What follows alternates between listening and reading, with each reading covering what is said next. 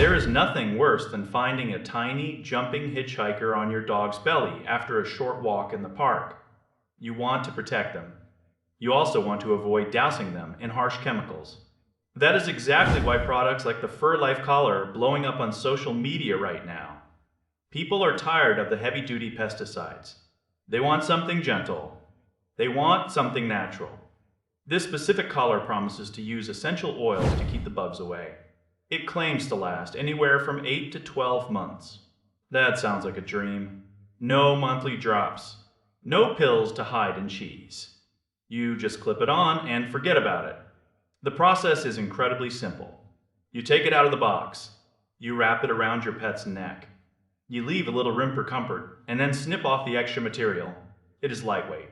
Most dogs do not even seem to notice they are wearing it. Plus, it is waterproof. Your dog can jump in a lake. They can run through a sprinkler. The protection is supposed to stay locked in.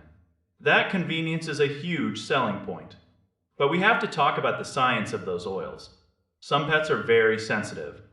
Just because it is natural does not mean it is side effect free. Essential oils can cause skin irritation for some animals. You might see scratching or redness. If your pet has sensitive skin, you need to be careful. Always talk to your vet before you swap your regular routine for an oil-based one. Then there is the price. It sits right around $30. In the world of pet care, that is pretty reasonable. If it actually works for a full year, it is a bargain. But that is the big question. Does it actually stop the fleas? The reviews are all over the place. Some owners swear by it. They say they have not seen a single tick all season. Other owners are not so lucky. They report finding pests even while the collar is on tight. It seems to depend heavily on where you live. If you are in a place with light pest pressure, this might be your new favorite tool. If you live in the deep woods with heavy tick populations, it might not be enough. You have to weigh that risk. Is the natural approach worth the chance of an infestation? For some, the answer is yes. For others, the peace of mind from a traditional treatment is better. It comes down to your environment and your specific pet's needs. If you do try it, watch their skin closely. Keep an eye on their coat. See if they are scratching more than usual. It is a tool in the toolbox, but it might not be a magic bullet for every single dog out there.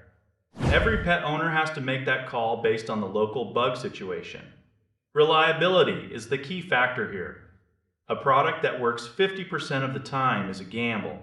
You have to decide if you are a gambler. Some people are very happy with the results. They love the smell of the oils. They love the fact that they aren't touching poison every time they pet their dog. That peace of mind is valuable too. But a flea infestation in your house is a nightmare to fix. It takes months to get them out of the carpets.